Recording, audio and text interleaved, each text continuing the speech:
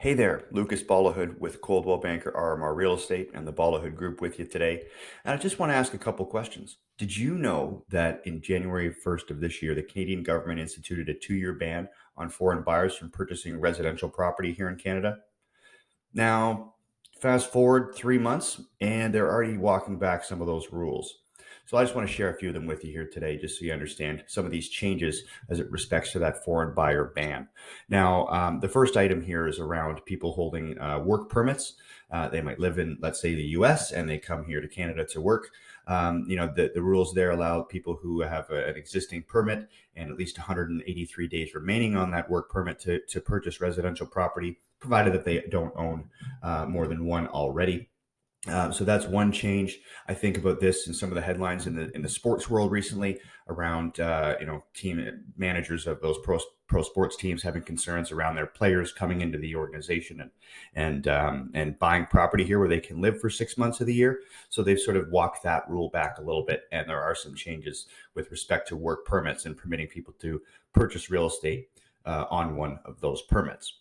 They have completed a repeal on the existing provision around the prohibition or lack of ability to purchase vacant land.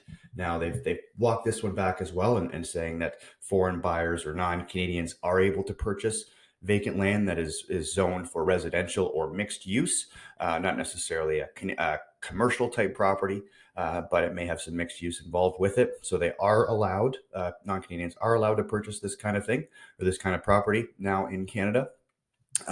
There's a third exception here around development. So a non-Canadian can purchase residential property for the purposes of redeveloping the property. That might involve building something entirely new. It could be an infill, could be something that is an infill residential property, that being like tearing down the old one, building a new one.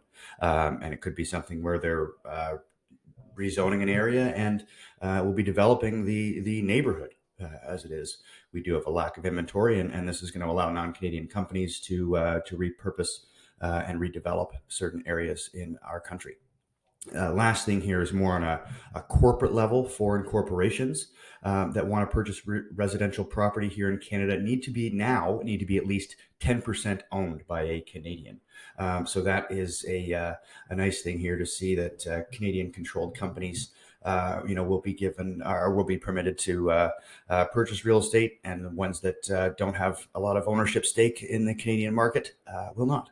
So there are different tax laws that come into play here that I won't bore you with, but that's the news from last week here, end of March, on the changes to the foreign buyers ban here in Canada.